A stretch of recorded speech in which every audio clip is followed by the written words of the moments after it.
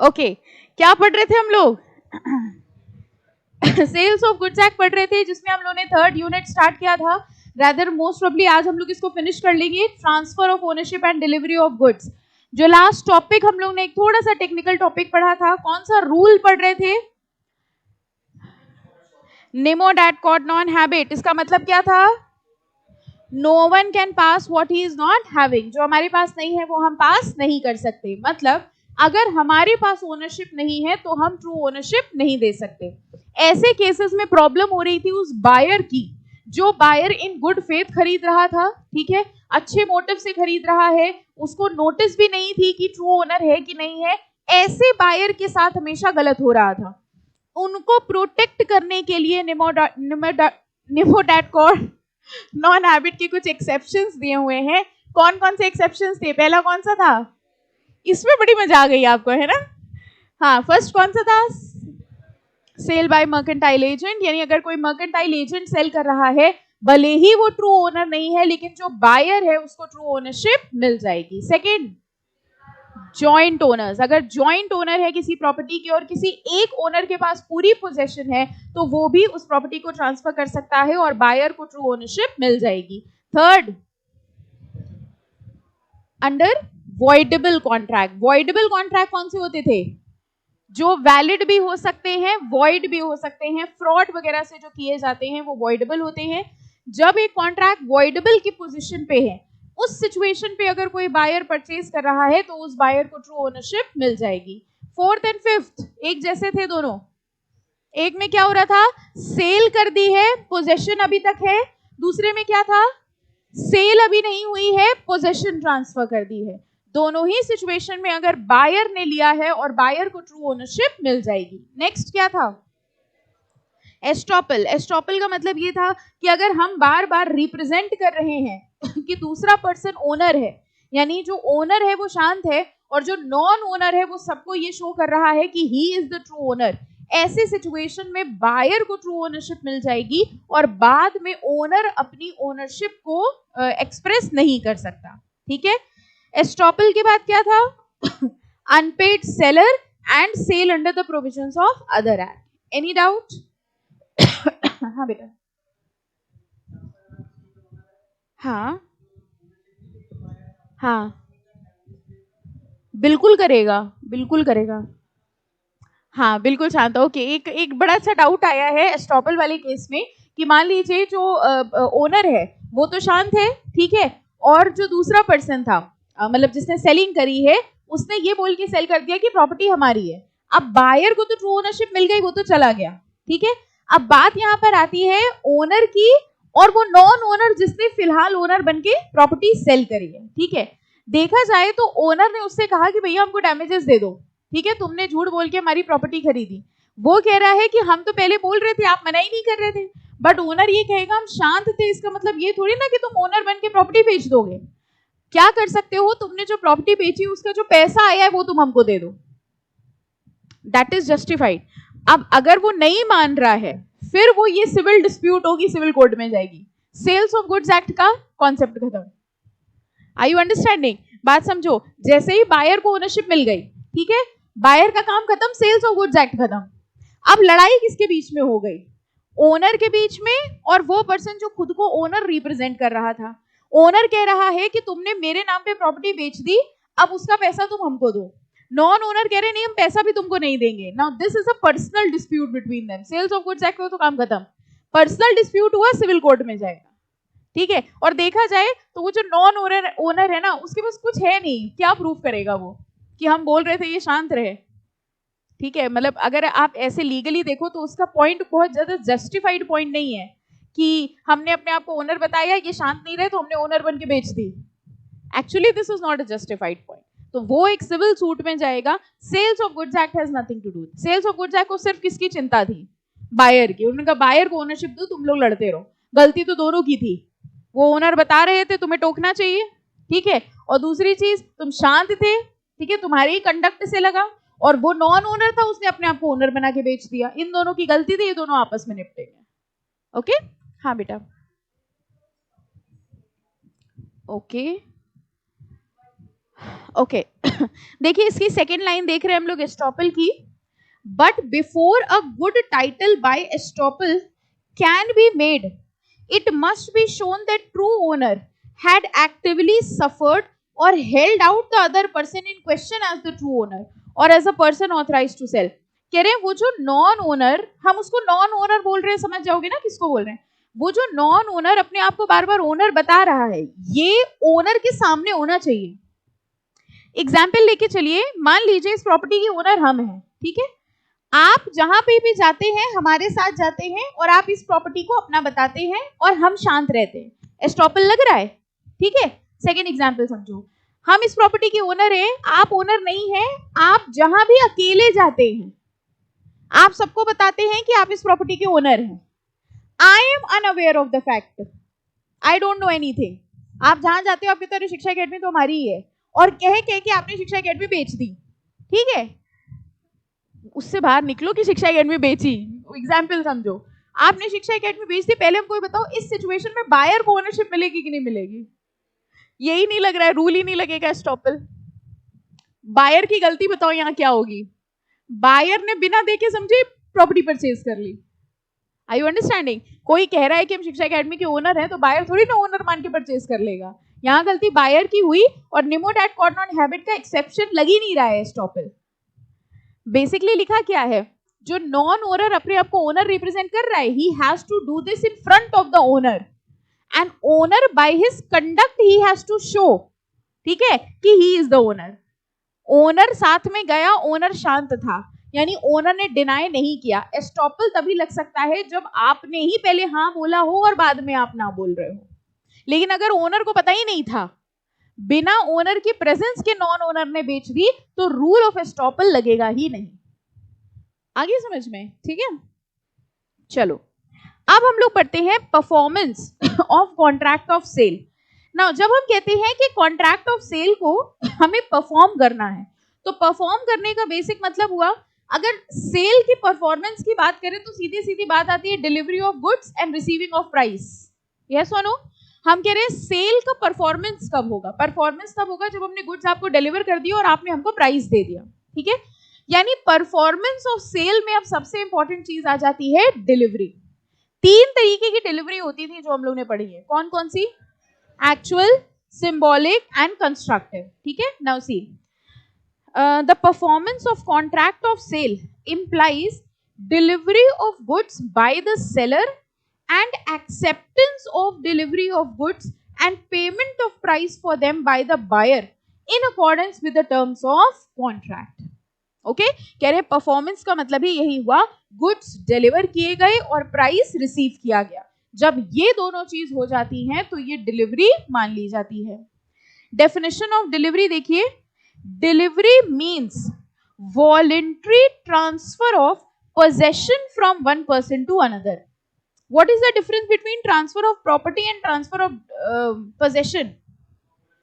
Transfer of property में ownership transfer हो रही है, ट्रांसफर ऑफ पोजेशन में सिर्फ गुड्स जा रहे हैं, ठीक है। वेरी इंपॉर्टेंट लाइन, जरा ये देखो क्या लिखा है, कह रहे डिलीवरी के लिए physical possession is not important. कह रहे हैं डिलीवरी करने के लिए जरूरी नहीं है कि फिजिकल पोजेशन हो। इसका एग्जाम्पल क्या होता था? Constructive delivery. एक छोटा सा एग्जाम्पल डिस्कस करते हैं, बताइएगा। जैसे मान लीजिए आपने अमेजोन से कुछ सामान मंगवाया, ठीक है, और जिस वक्त वो सामान आया, आपने अपने नाम से सामान मंगवाया, जिस वक्त वो सामान आया आप कोचिंग में थे, अब वो सामान जो आया वो आपके घर में आपकी मम्मी को दे दिया गया, आपको डिलीवरी हुई है कि नहीं हुई है? कहाँ हुई है? पोजेशन कहाँ है आपके पास? आप तो क्लास में बैठे हो। Are you understanding? Physically goods आपके हाथ में नहीं है, लेकिन आपके पास मैसेज आ जाता है your parcel has been delivered. अब आप कह के देखो, अरे ऐसे कैसे डिलीवर्ड, हम तो क्लास में बैठे हैं। यानी कि डिलीवरी में पोजेशन ट्रांसफर होती है, but physical possession is not necessarily required. अगर आपके बिहाफ पे वो गुड्स किसी और को दे दिए गए हैं तो भी डिलीवरी मान ली जाती है, लेकिन उसकी एक शर्त है। शर्त समझिए क्या है, आपके बिहाफ पे जिसको वो गुड्स दिए गए हैं वो ये फैक्ट एक्नॉलेज कर दे कि हमने रिसीव कर लिए हैं। Are you understanding? आपके नाम पे अमेजोन का पार्सल आया, आप कोचिंग में थे, अमेजोन वाला गेट के बाहर डाल के चला गया, आप डिलीवरी मानोगे? नहीं मानोगे, ये डिलीवरी हुई ही नहीं।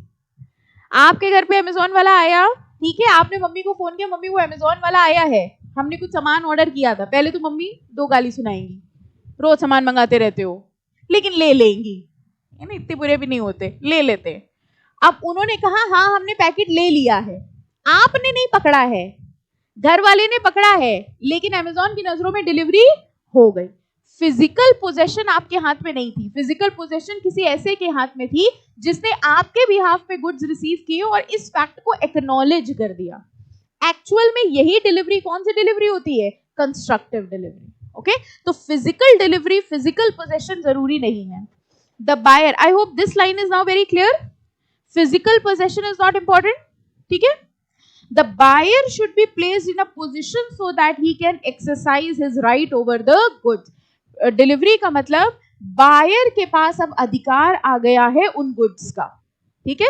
डिलीवरी का भले ही बायर के हाथ में वो गुड्स हो या ना हो, अगर बायर के पास उन गुड्स का अधिकार आ गया है तो हम ये मान लेते हैं कि डिलीवरी हो गई है।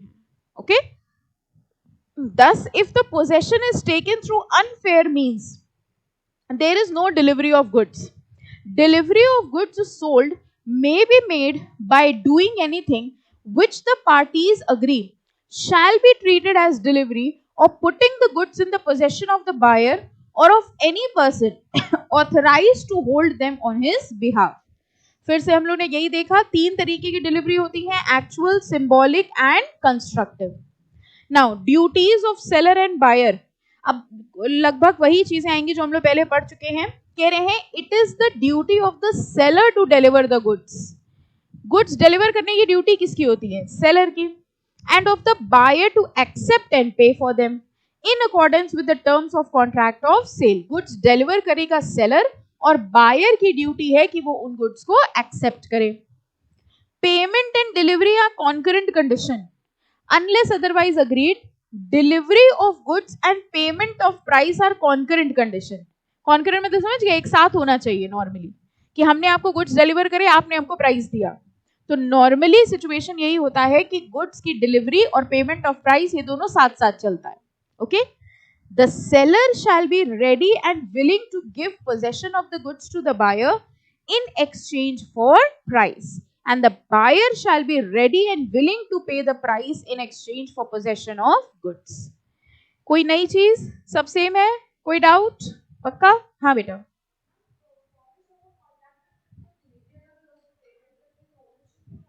हाँ हाँ हाँ, बिल्कुल बिल्कुल बिल्कुल। अगर हम लोग ये बात कर रहे हैं कि देखो वही बात है, नॉर्मल सिचुएशन यही है, डिलीवरी हुई, पेमेंट हुई, डिलीवरी हो गई, पेमेंट हो गई, तो नॉर्मली हम लोग ये मान लेते हैं कि ओनरशिप ट्रांसफर हो गई, ठीक है। अच्छा एक बात बताइए, जो क्वेश्चन आपसे पूछा उसी से ही हम एक और क्वेश्चन पूछ दे रहे हैं। हायर परचेज सिस्टम में हमने आपको कुछ भी डिलीवर कर दिए, आपने हमको पहली इंस्टॉलमेंट भी दे दी, ओनरशिप ट्रांसफर हो गई। समझ आ गया डिफरेंस? तो there can be some exceptions also. Okay, चलो, rules regarding delivery of goods. अब ये जो डब्बे बने हैं ना, यही डब्बे देखो नीचे एक एक करके समझाएं, तो हम सीधे नीचे से उठा रहे हैं। फर्स्ट है delivery. Delivery of goods sold may be made by doing anything which the parties agree shall be treated as delivery, और which has the effect of putting the goods in the possession of the buyer. तो delivery का मतलब यही हुआ, अगर हमने goods buyer के possession में रख दिए, इसका मतलब गुड्स की डिलीवरी हो गई। ओके, और any person authorized to hold them on behalf. ये क्या हुआ? कह रहे हैं या तो बायर को दे दो या any person authorized to hold them. ये अभी अभी डिस्कस किया क्या? किसने ले लिए आपके गुड्स? ठीक है, मम्मी ने ले लियो, छुपा के रख लिए कि टेस्ट में नंबर आएंगे तब पैकेट खोलने को देंगे, है ना, तो वो भी डिलीवरी मान ली जाएगी। Okay, effect of part delivery. अब ध्यान से देखना, a delivery of part of goods in progress of delivery of whole has the same effect for the purpose of passing the property in such goods as a delivery of whole, but a delivery of part of goods with an intention of severing it from a whole does not operate as a delivery of the reminder. पहले तो समझो ये कह क्या रहे हैं। Delivery of part of goods, part of goods का मतलब आप जो गुड्स ले रहे हैं उसके दो पार्ट्स हैं। लेट से आपको कुछ भी खरीदना है, ठीक है, मैंगोज खरीदने हैं, ठीक है, 2 kgs मैंगो आपको लेने हैं, लेकिन आपने कहा हम 1 किलो अभी लेंगे और 1 किलो हम कल लेके जाएंगे, ठीक है। ये हुई पहले तो डिलीवरी इन पार्ट्स। अब आपने कहा हमने 2 किलो इकट्ठा खरीद लिए हैं, बस फर्क कितना, 1 किलो आज ले जाएंगे, 1 किलो हम कल ले जाएंगे, यानी जो 1 किलो आपको कल ले जाना है वो ले जाना आपका फिक्स्ड है, ओके। बस आप उसकी डिलीवरी पार्ट्स में कर रहे हैं। कह रहे हैं अगर ये सिचुएशन है तो एक पार्ट अगर डिलीवर हुआ है तो भी हम यही मान लेते हैं कि वो डिलीवरी कंप्लीट है, क्योंकि यू हैव एन इंटेंशन कि आप इसे कंप्लीट करेंगे, ठीक है। फिर से एग्जाम्पल समझना, आपको दोनों में डिफरेंस समझ में आएगा। एग्जाम्पल नंबर 1, हम मैंगो बेचते हैं, आप मेरे यहाँ आए, आपने कहा मैं 2 किलो आम दे दो, लेकिन 1 किलो आज ले जाएंगे, 1 किलो कल ले जाएंगे। ये बताओ जो 1 किलो हम कल ले जाने वाले हैं उसकी डिलीवरी फिक्स्ड है कि नहीं है? फिक्स्ड है, क्योंकि आपने आज ही ट्रांजैक्शन कर लिया। सेकंड एग्जांपल, हम मैंगोज बेचते हैं, आप मेरी शॉप में आए, आपने कहा 1 किलो दे दो आज, 1 किलो हम कल ले जाएंगे। फर्क क्या है दोनों में? जैसे जैसे अभी हम बता रहे हैं, आप रिलेट करोगे। आपकी एक आदत होती है, जब आप किसी दुकान वाले से कुछ खरीदते हैं तो आप उसको कन्विंस करते हैं कि आज दे तो हम तुम्हारे यहाँ से रोज खरीदा करेंगे। ये करते हो ना कि शायद वो डिस्काउंट में दे दे। तो आपने कहा अच्छा तुम यही ठेला लगाते हो, अरे हमें तो रोज मैंगो चाहिए होते हैं, आज 1 किलो दे दो, मेरे 60 रुपए पे लगा दो, हम रोज आके लेंगे, ठीक है। ये बताओ वो जो कल का 1 किलो तुमने वादा किया है ये कंफर्म है कि नहीं है? आप पलट के नहीं जाते उसके, है ना। ये डिफरेंस समझिए क्या हुआ। पहले वाले केस में आपने खरीदे 2 किलो और आपका इंटेंशन ये है कि अभी 1 किलो दे दो, 1 किलो बाद में ले जाएंगे, यानी सेकंड वाले पार्ट की डिलीवरी फिक्स्ड है, ओके। वो कॉन्ट्रैक्ट पूरा होना ही होना है। लेकिन अगर आप डिलीवरी इंस्टॉलमेंट में ले रहे हो इन सच अ मैनर कि सेकंड वाली डिलीवरी को अलग किया जा सकता है, आज के 1 किलो दे दो, कल लेने आएंगे लेकिन कंफर्म नहीं है, तो ये हम मान लेंगे कि वो पार्ट डिलीवरी है, कंप्लीट डिलीवरी नहीं मानी जाएगी, ठीक है। अब लाइंस देखना, आपको समझ में आएंगी। A delivery of part of goods in progress of delivery of whole. A delivery of part of goods in progress of delivery of whole, मतलब हमें डिलीवरी तो पूरे की करनी थी लेकिन अभी हमने आधे की करी है, ठीक है। Has the same effect for the purpose of passing the property as delivery of whole. कह रहे ओनरशिप के नजरिए से वो कंप्लीट डिलीवरी मानी जाएगी। सिर्फ इतनी लाइन पढ़ के मेरे एग्जाम्पल के हिसाब से बताना, आज आपने 2 किलो मैंगो खरीदे, 1 किलो आज ले जा रहे हो, 1 किलो कल ले जाओगे, आपकी ओनरशिप मैंगोज की 2 किलो की हुई है कि 1 किलो की हुई है? 2 किलो की, यही लिखा है, बस हमने एग्जाम्पल में समझाया। फिर से पूछ रहे हैं, आप आए, आपने 2 किलो मैंगो खरीदे, 1 किलो आज ले जा रहे हो, 1 किलो कल ले जाओगे, डिलीवरी आधी हुई है, ठीक है, लेकिन आपके मैंगोज की ओनरशिप कितने की है? 2 किलो की, क्योंकि आपने खरीद कितने लिए? 2 किलो। इतना एग्जाम्पल समझ में आया? लाइन रीड कर रहे हैं, पढ़ना। Delivery of part of goods in progress of delivery of whole. In progress of delivery of whole मतलब हम पूरा डिलीवर करना चाहते थे लेकिन अभी हमने सिर्फ थोड़ा सा डिलीवर किया है। Has the same effect for the purpose of passing of property, यानी ओनरशिप कब पास होगी इस नजरिए से अगर हम देखें तो ये माना जाएगा that it was a delivery of whole. Ownership के नजरिए से अगर हम देखेंगे तो ये माना जाएगा कि पूरे की डिलीवरी हुई है, यानी ओनरशिप पास होगी 2 किलो की, ठीक है। समझ आया कि नहीं आया? तो ये बताओ, आज आप 2 किलो मैंगो खरीद लिया, 1 किलो ले गए, 1 किलो कल ले जाओगे, ठीक है। तो वो जो सेलर था उसने आपके लिए 1 किलो अलग बांध के रख दिया कि ये कल आएंगे ले जाएंगे, वो 1 किलो खराब हो गया, रिस्क किसकी है? बायर की। क्यों? क्योंकि ओनरशिप ट्रांसफर हो गई थी। भले ही डिलीवरी पार्ट में हुई है लेकिन ओनरशिप पूरे की ट्रांसफर हो जाएगी, यही लिखा है। थोड़ा गहरा है। हाँ बेटा, हाँ ये डिपेंड करता है। अगर मान लो प्राइस के बेसिस पे है, देखो मैंगो वाला तो यही कहेगा प्राइस दो हम तभी मानेंगे, ठीक है। तो अगर मैंगोज के केस में लेके चल रहे हैं तो हम यही मान लेंगे उसने प्राइस दोनों का दे दिया होगा, भले ही डिलीवरी आधी करी है लेकिन ओनरशिप दोनों की ट्रांसफर हो जाएगी, ठीक है। लेकिन दूसरा एग्जाम्पल जो हमने दिया, उसने कहा आज 1 किलो दे दो, 1 किलो के पैसे ले लो, कल भी आएंगे पक्का 1 किलो और लेंगे, यहां क्या माना जाएगा? ओनरशिप 1 ही किलो की गई है। क्लियर? पक्का?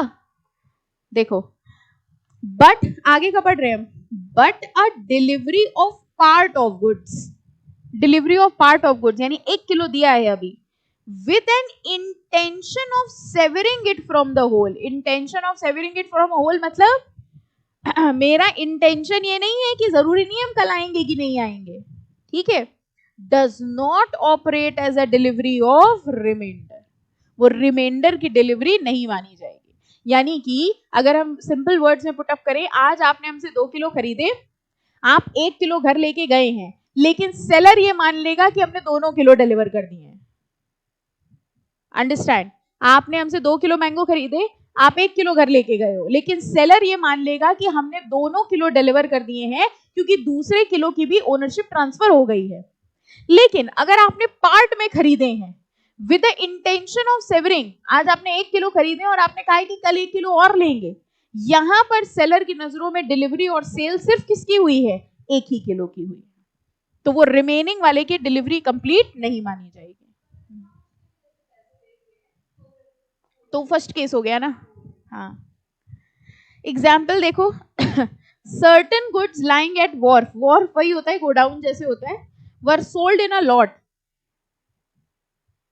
The seller instructed the wharfinger to deliver them to the buyer who had paid for them, and the buyer thereafter accepted them and took away the part, held there was a delivery of whole। तो goods जो थे वो ware house में रखे हुए थे, seller ने कहा कि गुड्स जितने भी वेयर हाउस में गुड्स रखे वो सब बायर को दे देना। ठीक है, ध्यान से समझो एग्जाम्पल क्या है। गुड्स जो है, मेरे गुड्स जो थे वो वेयर हाउस में रखे हुए थे गोडाउन में, हम सेलर हैं, आप बायर हो, मेरे और आपके बीच में ट्रांजैक्शन हो गया और हमने गोडाउन वाले को बोला कि भैया जितने गुड्स हैं बायर को दे देना। बायर आया तो एक बार भी नहीं ले गया, पूरे लॉट में ले गया। सेलर की नजरों से क्या हुआ? डिलीवरी हो गई। सेलर ने जैसे ही कह दिया कि गुड्स में, गोडाउन में जितने गुड्स हैं बायर को दे देना, अब बायर एक एक करके लेके जाए, सारे लेके जाए, वो बायर की प्रॉब्लम है। सेलर की नजरों से डिलीवरी हो गई। आप हमारी दुकान से मैंगो खरीदने आए 1 किलो, हमने 1 किलो पैक करके रखे, आपने कहा 1 किलो ठीक है, लेकिन एक एक मैंगो एक एक बार में घर ले जाएंगे। तो सेलर कह रहे पागलपन करते रहो, हमसे क्या मतलब। समझ में आया क्या हुआ? हमने 1 किलो में 5 मैंगो चढ़े, हमने आपकी पन्नी में रख दिए, आपने कहा तुम यहीं रखे रहने देना, हम 1 मैंगो लेंगे, घर में देके आएंगे, फिर आएंगे, फिर 1 मैंगो लेके जाएंगे, फिर घर में, हम ये 5 बार करेंगे। तो सेलर कह रहे जो मर्जी आए करो, हमारी नजरों में तो सेल हो गई ना। अब बताओ, वो 1 मैंगो घर लेके गया, 4 मैंगो खराब हो गए, रिस्क किसकी है? क्यों पागलपना कर रहे थे? ले जाते एक बार में। सेलर की नजरों में this will be considered as a complete delivery. अब आगे समझ में, तो आप एक बार में लेके जाओ या लॉट में लेके जाओ, जैसे लेके जाना है जाओ, सेलर की नजरों में it will be considered as a complete delivery. I hope now this is very clear. Okay, third, buyer to apply for delivery. Delivery कौन मांगेगा? बायर। बायर डिलीवरी मांगेगा। Apart from any express contract, the seller of the goods is not bound to deliver them until the buyer applies for delivery। ठीक है, buyer बोलता है कि भैया goods deliver करवा दीजिएगा, सेलर की ड्यूटी नहीं है। Okay, place of delivery, normally अगर प्लेस डिसाइडेड है, अंडरस्टैंड, जैसे आप एसी की दुकान में गए एसी खरीदने के लिए, तो आप उससे कहते हो कि भैया एसी घर पे डिलीवर कर देना। ठीक है, तो आपके और सेलर के बीच में डिसाइड हुआ कि प्लेस ऑफ डिलीवरी क्या होगी, हमारा घर। ठीक है, लेकिन अगर मान लीजिए ऐसा कुछ डिसाइडेड नहीं है, तो बताओ प्लेस ऑफ डिलीवरी क्या होती है? आप मैंगो खरीदने आए, वो कहां डिलीवर करेगा? सेलर की जगह पे, जहां कॉन्ट्रैक्ट हुआ है।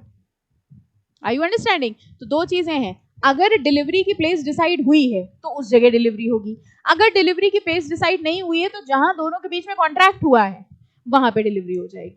ठीक है, whether it is for the buyer to take possession of the goods or seller to send them to the buyer is a question depending in each case on the contract, express or implied, between the parties. Apart from any such contract, goods sold are to be delivered at the place at which they are at the time of sale, and goods agreed to be sold are to be delivered at a place at which they are at the time of agreement to sell, or if not in existence, at the place at which they are manufactured or produced। तो जहां cell हो रही है वहां delivery होगी, अगर agreement to cell है तो जहां अग्रीमेंट हो रहा है वहां डिलीवरी होगी, और अगर बायर और सेलर के बीच में कुछ डिसाइड हो गया है तो उस प्लेस पे डिलीवरी होगी। Very simple. Time of delivery, कब डिलीवरी करनी है. Where under the contract of sale the seller is bound to send the goods to the buyer but no time for sending them is fixed. The seller is bound to send them within reasonable time.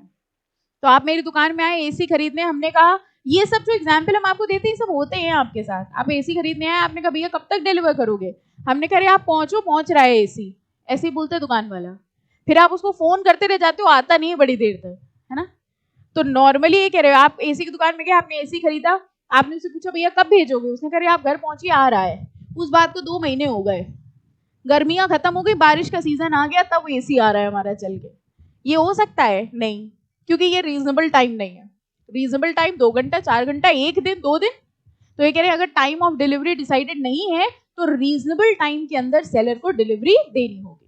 Okay. Goods in possession of a third party. ये वही है, बताओ इसको क्या बोलते हैं? Absolutely constructive delivery.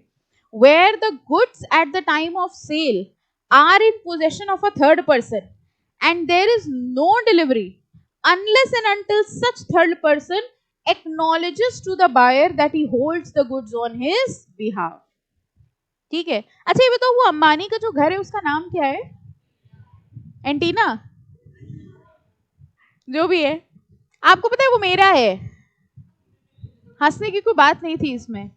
वो घर मेरा, हमने अंबानी को रहने के लिए दिया है. बहुत मांग रहा था हमसे, कह रहा था प्लीज दे दो, प्लीज दे दो. तो वो घर मेरा है, रह अंबानी रहा है, वो हम आपको बेच रहे हैं. ठीक, फाइन. ओनर हम हैं, गुड्स अंबानी के पास हैं, रह वो रहे हैं और बेच हम आपको रहे हैं. ठीक है. मान लीजिए आपने खरीद लिए, इसकी डिलीवरी आपको कब होगी? जब अंबानी एक्नॉलेज कर लें कि हाँ उनका है, मेरे पास है, हम आपको दे देंगे. ठीक है. ये कैसी डिलीवरी हुई? सब रियल एग्जाम्पल देते हैं हम आपको, झूठ कुछ नहीं है, सब सच है. अच्छा, हाँ हाँ, definitely definitely that was an exception. समझ आया क्या हुआ? घर नहीं आएगा ना. Goods consist of movable property. कुछ और ले लो, उनकी गाड़ियां ले लो, कुछ. अंबानी के पास जो कुछ है सब हमारा है, दिया हुआ है हमने उनको. अच्छा, time for tender of delivery. Demand or tender of delivery may be treated as ineffectual unless made at a reasonable hour. कह रहे डिलीवरी कब मांगी जाए? कह रहे रीजनेबल आवर पे मांगी. डिलीवरी का टाइम ऐसा टाइम होना चाहिए जो भाई उनके भी वर्किंग आवर्स हो, तब आप उनसे डिलीवरी मांगे. अब आप एसी लेने आए तो उन्होंने कहा भैया कब भिजवा दे, उसने कहा एकदम रात में 12:10 पे भिजवा देना. ये रीजनेबल आवर नहीं है. ठीक है. Although what is a reasonable hour is a question of fact. Reasonable hour किसी का क्या है अलग हो सकता है. कुछ दुकानें खुली रहती 12 बजे तक, उनके लिए 12 बजे डिलीवरी करना कोई बड़ी बात नहीं. आप ज्वेलरी शोरूम में जाइए, 12 बजे रात में भीड़ होती है वहां. आप ज्वेलरी शोरूम में कभी जाइए, स्पेशली दिवाली वाले टाइम पे, सुबह के 3-4 बजे बंद होती हैं. नॉर्मली आप किसी दुकान वाले से कहो 3 बजे में सामान खरीदना है, वहां से वो कहेगा अरे भैया 3 बजे दुकान बंद होती है. ज्वेलरी शोरूम में 3 बजे भीड़ होती है रात के. तो कह रहे रीजनेबल आर क्या है? ये तो क्वेश्चन ऑफ फैक्ट है, ये तो केस टू केस डिपेंड करेगा, लेकिन रीजनेबल होना चाहिए. अगर ज्वेलरी की बात है या ऐसी कोई शॉप है तो उनका रीजनेबल टाइम अलग होगा, नॉर्मल शॉप्स का अलग होगा. Okay, but it has to be a reasonable time. Delivery के खर्चे कौन बियर करता है? गुड्स डिलीवर करने के खर्चे कौन बियर करता है नॉर्मली? भाई पढ़ो क्या लिखा है.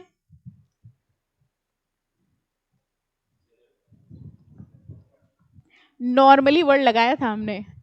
नॉर्मली डिलीवरी का मतलब होता है गुड्स को डिलीवरेबल स्टेट तक पहुंचाना, वो सेलर का है. ठीक है. लेकिन अगर बायर उसमें कुछ एडिशनल जोड़ रहा है, ठीक है, सेलर कह रहा है कि डिलीवरेबल स्टेट तक पहुंचाने का मतलब क्या हुआ? डिलीवरेबल स्टेट मींस डिलीवरी के लिए तैयार करना, गुड्स को निकाल के पैक करके आपको देना. यहां तक के खर्चे कौन बेयर करता है? सेलर. ठीक है. कई बार आपके घर तक पहुंचाने का भी काम करता है सेलर. लेकिन अब आपने कहा घर तो ठीक है, हमारा घर जो है वो 16वीं मंजिल पे है, यहां तक पहुंचाओ जरा. ये एक्स्ट्रा जो डिस्टेंट प्लेस उसने कही है, ये कौन बियर करेगा? बायर. तो नॉर्मली डिलीवरेबल स्टेट तक पहुंचाने का खर्चा कौन बियर करता है? सेलर. क्योंकि डिलीवरी की ड्यूटी किसकी है? अब जैसे आप चावल लेने गए, ठीक है, चावल बोरे में रखा हुआ है, उस बोरे से निकाल के पैक करके मेजर करके देना, यहाँ तक का खर्चा किसका? पन्नी का पैसे लेता है अलग से, वो पन्नी में जो बांध के देता है पैकिंग के चार्जेस लेता है अलग से? नो, ये खर्चा किसका है? Seller. Okay, the expenses of an incidental to putting the goods in a deliverable state must be borne by the seller। ये लाइन देखो लॉ में हमेशा लिखी होती है, in the absence of contract to the contrary. इसका मतलब क्या हुआ? हाँ, अगर कॉन्ट्रैक्ट में लिखा है, बायर कह रहे नहीं आप कोई तकलीफ ना उठाना, सब कुछ हम करेंगे, हम पन्नी घर से लाए हैं, ठीक है, उस केस में डिलीवरी के एक्सपेंसेस भी कौन बेयर करेगा? बायर। लेकिन नॉर्मल सिचुएशन में it is borne by the seller. Delivery of wrong quantity, ये जरा अपने आप पढ़ो, फिर हम क्वेश्चन पूछ लेंगे आपसे। पढ़िए।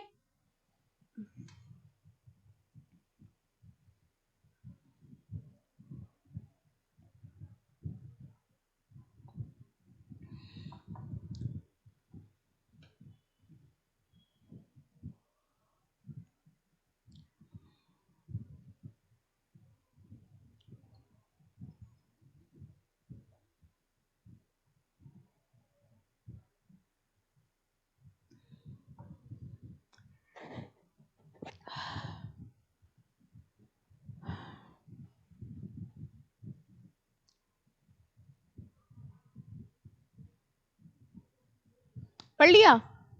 आप 1 किलो मैंगो लेने आए थे, हमने 250 ग्राम पकड़ाए, आप क्या कर सकते हो?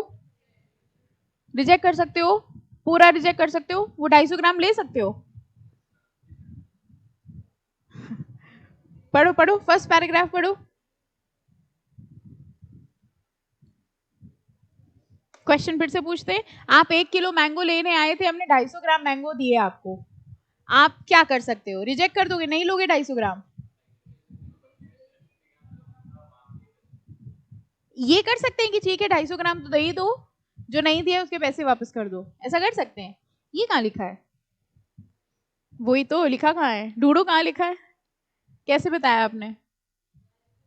हम आपको आराम से बैठने देंगे नहीं, दिमाग चलना चाहिए मेरी क्लास में। लिखा हुआ है where the seller delivers to buyer a quantity of goods less than he contracted to sell, फिर द बायर मे रिजेक्ट।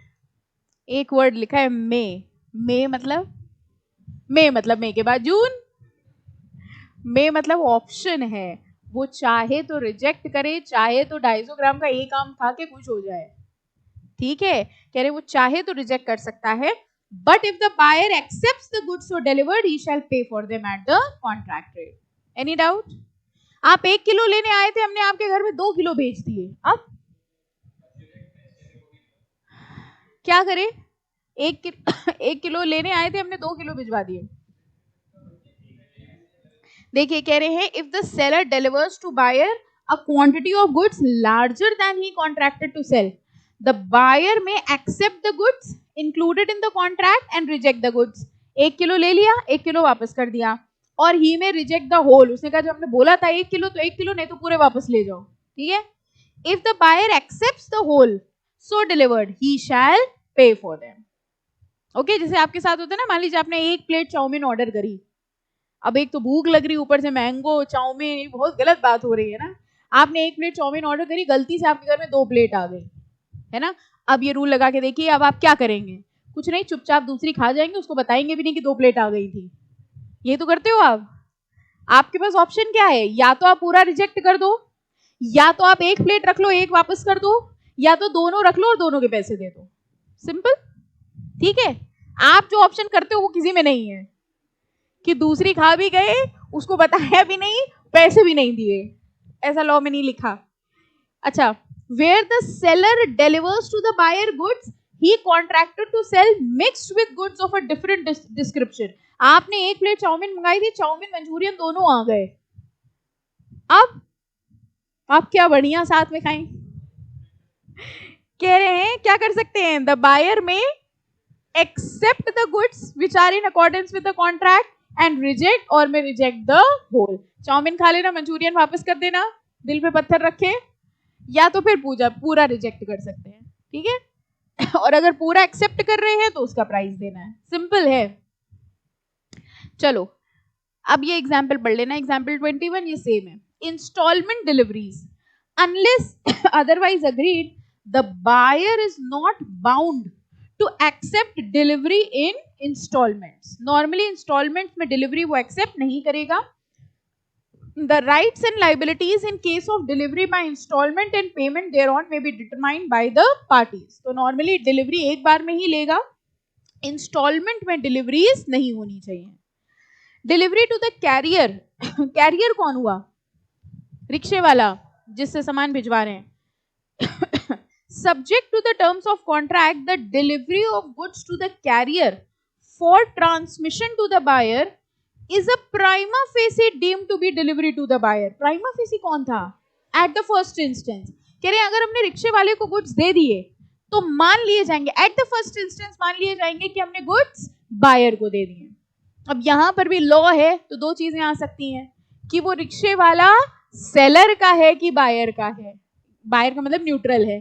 अगर वो सेलर का है तो अभी डिलीवरी नहीं हुई है। क्यों? जल्दी बताओ क्या लाइन है? क्योंकि सेलर के पास राइट टू डिस्पोजल है। हाँ यही तो पढ़ा था, राइट टू डिस्पोजल यही तो था, गुड्स को वापस मंगाने का अधिकार। अगर सेलर ने अपने रिक्शे वाले को दिए तो वो कभी भी गुड्स वापस मंगवा सकता है, यानी उसके पास राइट टू डिस्पोजल है। और राइट टू डिस्पोजल है तो वो अभी डिलीवरी नहीं मानी जाएगी। लेकिन अगर सेलर ने रस्ते से कोई न्यूट्रल रिक्शे वाला पकड़ा और उसको गुड्स दे दिए कि बायर को दे देना, तो ये डिलीवरी मान ली जाएगी prima facie. Okay. Deterioration during transit. What is deterioration? Goods खराब हो गए, रास्ते में गुड्स खराब हो गए। Where goods are delivered at a distant place. अरे इनको छोड़ो, हम लोग अपना डिस्कस करते हैं। आपने एसी मंगाया था हमारी दुकान से, ठीक है, तो आपने कहा था मेरे घर तक एसी डिलीवर कर देना। हमने कहा ठीक है। हमने कहा आपका जो अपार्टमेंट था वहां तक हमने गुड्स डिलीवर कर दिए, फ्लोर और की कोई बात नहीं हुई थी, ठीक है। अब आपका एसी जाना था 16th फ्लोर पे और उस बिल्डिंग में वो लिफ्ट का यूज नहीं था, ठीक है। आपने कहा था बस घर तक पहुंचा देना, बस बाकी हम देख लेंगे। वहां जाने के बाद पता चला कि उसको 16वीं मंजिल तक चढ़ाना है, ठीक है। अब बताना दो सिचुएशन। गुड्स रास्ते में डिस्ट्रॉय हुए, किसकी गलती है? सेलर की। वो 16वीं मंजिल में जा रहे थे, बीच में ही वो एसी गिर गया, 15वीं मंजिल तक पहुंच गया था, आखिरी जीना बचा था, पैर फिसल गया। अब किसकी रिस्क है? डिफरेंस समझ आ गया?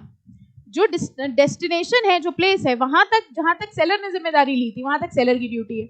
अब आप जैसे, हम लोग की आदत होती है, हम लोग रिक्शा कहीं का करते हो फिर उसको थोड़ा थोड़ा बढ़वाते रहते हैं, अरे गली में और निकाल लो, ये तो करते हो। आप कहते हो कि हमें यहाँ जाना है, वहां नहीं जाना होता, थोड़ा गली में और निकाल लो। अब रिक्शा वाला क्या, ओला वाले करते हो आप लोग, है ना। हम लोग पहले रिक्शा करते थे, आप लोग ओला करते हो। तो आपको जहाँ जाना है वहां का नहीं करते, थोड़ा थोड़ा बढ़वाते रहते हो, गली में और निकालो और गली में निकालो। इतनी पतली गली में निकाल ली, उसकी गाड़ी फंस गई ओला वाले की, निकली नहीं रही है। अब बताओ किसकी रिस्क है? ये बायर की है, क्योंकि वो उसको एक्स्ट्रा जगह पे लेके जा रहा है, ठीक है। Where goods are delivered at a distant place. Distant place मतलब जहां बायर की मर्जी से कहीं और लेके जा रहे हैं, the liability for deterioration necessarily incidental to the course of transit will fall on the buyer।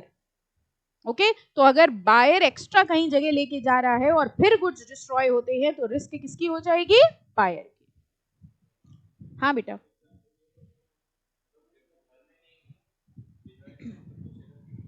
AC वाले केस में ना नॉर्मली कॉन्ट्रैक्ट यही होता है, बताना हम लोग को यही चाहिए। हम इसमें बायर थोड़ा सा, हमने एग्जाम्पल ही डिफरेंट लिया था। अगर बायर ने ये बताया कि भैया हमारे घर में डिलीवर होना है, 16वीं मंजिल पे सामान चढ़ना है, ऐसे केस में आपको पता है जो सेलर के डिलीवरी वाले होते हैं वो चार्जेस ज्यादा लेते हैं। This is a normal rule. आपने कहा हमारा घर ग्राउंड फ्लोर में, वहां उतरना है, इसके रिक्शे वाले अलग चार्ज लेगा। आपने कहा 16 मंजिल तक जीना चढ़ना, 16 छोड़ो, वो तीसरी मंजिल के भी चार्जेस ले लेते हैं। वो पहले पूछते हैं कहाँ तक चढ़ाना है माल। अगर सब तय करके आप आए हो तो जब तक आपके घर में नहीं आ जाता पूरी रिस्क सेलर की है।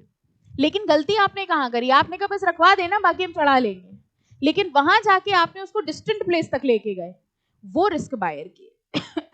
तो ये डिपेंड करता है कि आपने कॉन्ट्रैक्ट कहाँ तक का किया है। ओके, इसीलिए जब तय किया जाता है ना तो सब कुछ क्लियर बता देना चाहिए। लेकिन हम लोग के अंदर एक हैबिट है कि हम लोग क्लियर कुछ नहीं बताते हैं, वहां पहुंचो फिर बताएंगे, ठीक है। अगली वाली हेडिंग ही क्लियर है, buyer's right to examine the goods. ये क्या है, इसको क्या कहते हैं? Where the goods are delivered to the buyer who has not previously examined them, he is entitled to a reasonable opportunity of examining them in order to ascertain whether they are in conformity with the contract. तो goods deliver करने के time पे ये buyer का अधिकार है कि वो गुड्स को चेक कर ले, एग्जामिन कर ले। Rule related to acceptance of delivery, buyer is deemed to have accepted the goods when he intimates, ये भी सिंपल है, अब सब समझ में आएगा, कुछ बचा नहीं है। buyer is deemed to have accepted the goods when he intimates to the seller that he has accepted them. yes or no? कह रहे हैं बायर कब मान लिया जाएगा कि बायर ने गुड्स एक्सेप्ट कर लिए हैं? जब वो सेलर को बता देगा कि हमने गुड्स एक्सेप्ट कर लिए हैं। और when the goods have been delivered to him or he does any act in relation to them which is inconsistent with the ownership of the seller. ये टॉपिक आप रिलेट करेंगे, बताइए किस टॉपिक से? एक टॉपिक पढ़ा था हम लोगों ने, good Saint on approval basis, याद आया? Good Saint on approval basis हमने आपसे कहा था सामान लेके जाओ, एक हफ्ता रखो, पसंद आए तो रख लेना, नहीं तो वापस कर देना। ऐसी सिचुएशन में बायर को ओनरशिप कब ट्रांसफर मानी जाती थी बताओ? या तो बायर बता दे कि हमने ले लिए हैं, या तो वो रीजनेबल टाइम खत्म हो जाए, या फिर बायर कुछ ऐसा कर दे जिससे ये पता चल जाए कि उसने गुड्स एक्सेप्ट कर लिए हैं। ठीक है, वही चीज तो यहाँ लिखी है, कह रहे buyer is deemed to have accepted the goods first when he intimates to the seller that he has accepted the goods, जब वो बता दे। when the goods have been delivered to him, या तो गुड्स उसको डिलीवर कर दिए जाएं, या फिर he does any act in relation to them which is inconsistent to the ownership of the seller. वो कुछ ऐसा करे जिससे ये पता चले कि सेलर इसका ओनर नहीं है, मतलब उसने गुड्स ले लिए हैं।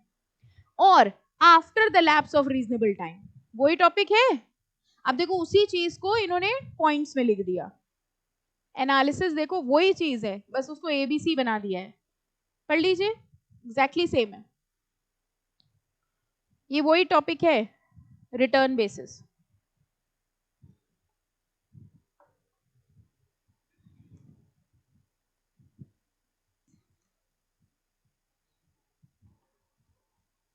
सेम। अच्छा एक बात बताओ, पढ़ लिया? जैसे अभी आपने बताया आपने चाउमीन ऑर्डर करी थी 1 प्लेट और हमने 2 प्लेट भिजवा दी, ठीक है? मान लेते हैं कि आप ऑनेस्ट हैं, 1 मिनट के लिए मान लिया कि आप ऑनेस्ट हैं, तो आप क्या करेंगे? आप सेलर को फोन करके बता देंगे कि भैया आपने गलती से 2 प्लेट भिजवा दी हैं, तो 1 प्लेट वापस ले जाइए, या आप दूसरा प्लेट वापस सेलर को देने जाएंगे? आप कह रहे हैं ऑनेस्ट है, लेकिन इतने ऑनेस्ट थोड़ी हैं, क्या करेंगे ऑनेस्टली बताओ? 2 प्लेट पहुंच गए गलती से अब आप इतनी ऑनेस्टी है कि आप सेलर को फोन करके बता देंगे भैया 2 प्लेट भिजवा दी है, आप किसी को भेज के 1 प्लेट मंगवा लो वापस, या आप खुद अपना वो चाउमीन एक छोड़ के वो 1 प्लेट उठा के वापस सेलर को देने जाएंगे कि ये लो तुमने गलती से भिजवा दिया था, वो आपके पैर छू लेगा। बताओ क्या करोगे? बायर अगर गुड्स रिजेक्ट करता है तो उसकी क्या ड्यूटी है? सेलर तक पहुंचाए भी। अगला टॉपिक पढ़ो, buyer not bound to return the rejected goods। समझ आया क्या हुआ? unless otherwise agreed where goods are delivered to the buyer and he refuses to accept them, हम नहीं लेंगे। having the right to do so, उसके पास अधिकार था। he is not bound to return them to the seller but it is sufficient if he intimates to the seller that he refuses to accept them। इतना मेहनत कौन करेगा कि उसको दे कर आएगा भैया गलती से आ गए, ये लोग वापस देने आए हैं? इतनी कोई नहीं करेगा। वो मैक्स पहली चीज तो आप यही करेंगे कि उसको कुछ नहीं बताएंगे, खा जाएंगे। चलो उतनी इंसानियत भी आपने करी कि ठीक है इतना नहीं गलत काम करेंगे, अभी एग्जाम है, क्या पता कम नंबर आए इसी बहाने, है ना? तो आपने उसको फोन करके बता दिया भैया 1 प्लेट ही ऑर्डर किया था, गलती से 2 प्लेट आ गई है, आप ये वापस ले लो, ठीक है? ये नहीं करेंगे आपकी दूसरी प्लेट वापस उसको देने जाए, ठीक है? तो buyer is not bound to return the rejected goods. And last is liability of buyer for neglecting or refusing delivery of goods। where the seller is ready and willing to deliver the goods and request the buyer to take delivery, and buyer does not within a reasonable time after such request take delivery, he is liable to seller for any loss. आपकी chowmein बन गई थी, कुछ और खाने का पसंद तो वो बता दो, पिज्जा ले लेते हैं, ठीक है। अब आपका पिज्जा बन गया डोमिनोज में आपने ऑर्डर किया, आपने देखा होगा पिज्जा बन गया तो वो ऑर्डर लिख के आ जाता है ना, कि ये हो गया। अब वो बार बार बुला रहा है ऑर्डर ऑर्डर, हो आप बिजी हैं, सुन नहीं रहे हैं, वो पिज्जा ठंडा हो गया, किसकी गलती है? क्यों? सेलर तो बुला रहा था बार बार, आगे डिलीवरी ले लो, आप बिजी थी बातें करने में, ठीक है। ऐसी सिचुएशन में अगर गुड्स में प्रॉब्लम होती है तो रिस्क किसकी होगी? बायर की। बस यही लिखा था। When the seller is ready and willing to deliver the goods and request the buyer to take delivery, उसने बायर से रिक्वेस्ट किया भैया तुम आके डिलीवरी ले लेना। Buyer does not within reasonable time, सुबह ऑर्डर दिया था, बातों में इतना खोए हुए थे, अब सोचिए किसके साथ बातें कर रहे थे। सुबह आपने ऑर्डर दिया, 5-6 घंटे बातें करते रह गए कोल्ड ड्रिंक के ऊपर, वो डोमिनोज बंद होने को आ गया, कह रहे पिज्जा ठंडा हो गया ले जाओ, आप लेने नहीं जा रहे हो। He is liable to the seller for any loss occasioned by his neglect or refuse to take delivery and also for reasonable charge for the care and custody of the goods. तो पूरी की पूरी risk किसकी हो जाएगी? Buyer की। तो पेट भर गया सबका, चाउमीन भी खिला दी, पिज्जा भी खिला दिया, मैंगोस तो खा ही रहते साथ में, ठीक है, डन। तो with this we are done with this chapter as well. 3 units हो गए और अब हमारा सिर्फ आखिरी यूनिट बचा है सेल्स ऑफ गुड्स एक्ट का, that is unpaid seller. That is very simple, ठीक है, वो हम लोग नेक्स्ट लेक्चर में करेंगे। और जैसे रात के बाद सुबह होती है वैसे ही चैप्टर के बाद टेस्ट होता है।